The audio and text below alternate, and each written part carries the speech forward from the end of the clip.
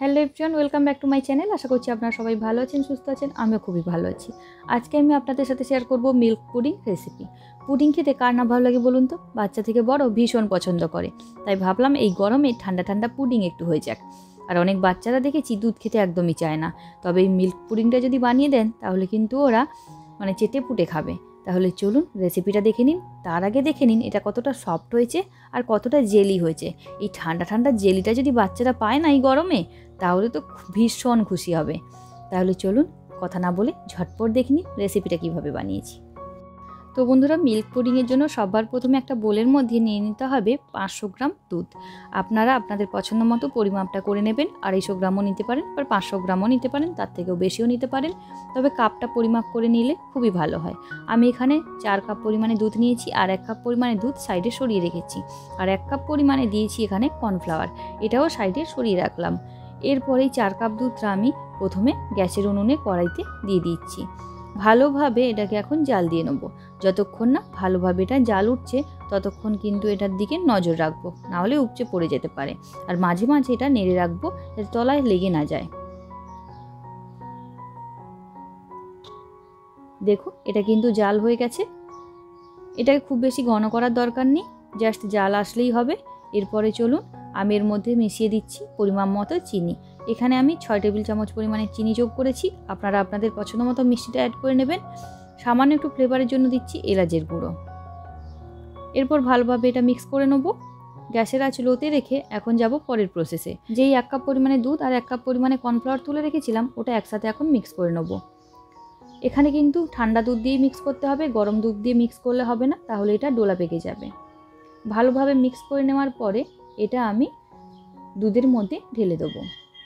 দেখুন খুব সুন্দরভাবে মিক্স করে নিয়েছি, এর মধ্যে কিন্তু কোনো রকম দানা নেই। এবার চলুন এটা এবার দুধের মধ্যে আমি ঢেলে দেবো। এটা যখন কড়াইতে ঢালবেন তারপর দেখবেন সঙ্গে সঙ্গে কিন্তু এটা বেশ ঘন হয়ে আসবে। তখন কিন্তু অনবরত নেড়ে রাখতে হবে, আর গ্যাসের আঁচ লোতে রেখে রান্নাটা করতে হবে। যখন এটা কড়াই থেকে হালকা উঠে আসবে তখনই গ্যাসটা বন্ধ করে দিতে হবে। আর ভালোভাবে এটাকে নেড়ে রাখবেন যেন কোথাও দানা না পেকে যায়। দেখুন কড়াই থেকে হালকা উঠে আসছে, এখন এটাকে গ্যাস বন্ধ করে আমি নামিয়ে নেব। একদম পারফেক্ট হয়ে গেছে পুডিংয়ের জন্য।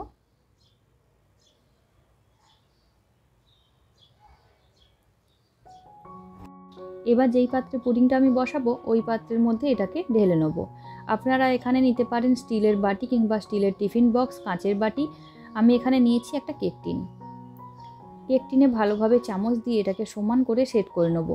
এরপর এটাকে সেট হতে রেখে দেবো ফ্রিজের মধ্যে নর্মাল টেম্পারেচারে 2 ঘন্টার জন্য। 2 থেকে 3 ঘন্টা পরে এটা কিন্তু বের করে আনবো আমি। দেখেছেন তো কতটা সিম্পল, কতটা ইজি একটা রেসিপি। খুব বেশি উপকরণ লাগে না, মাত্র 3টে উপকরণেই এটা কিন্তু রেডি হয়ে যায়। তো বন্ধুরা 3 ঘন্টা পরে ফ্রিজ থেকে আমি বের করে এনেছি। এবার সাইডটাতে হালকা একটু ছুরি লাগিয়ে দেবো যাতে এটা খুব সহজে তাড়াতাড়ি বেরিয়ে আসে। এরপরে একটা প্লেটের মধ্যে এটাকে আমি উল্টে নেব। হালকা একটু পেছন থেকে ড্যাপ করে নিলেই দেখুন খুব সহজে বেরিয়ে আসবে। এবার ওপর থেকে একটুখানি সাজিয়ে নিচ্ছি, ড্রাই ফ্রুটস দিয়ে দিচ্ছি। আপনারা আপনাদের পছন্দ মতো যা হোক দিতে পারেন, কিশমিশও দিতে পারেন এখানে, বা একটা পুদিনার পাতাও দিতে পারেন। এবার চলুন কেটে আপনাদেরকে দেখাচ্ছি এটা কতটা জেলি হয়েছে আর কতটা সফট হয়েছে।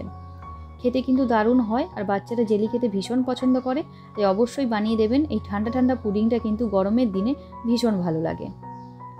আজকের রেসিপিটা কেমন লাগলো কমেন্ট করে জানাবেন। ভালো লাগলে একটা লাইক করে যাবেন, আর বাড়িতে বানালে খেয়ে আপনাদের কেমন লাগলো সেটাও কমেন্ট করে জানাবেন কিন্তু। চলুন টাটা বাই বাই, আবার দেখা হবে নতুন কোনো রেসিপি নিয়ে।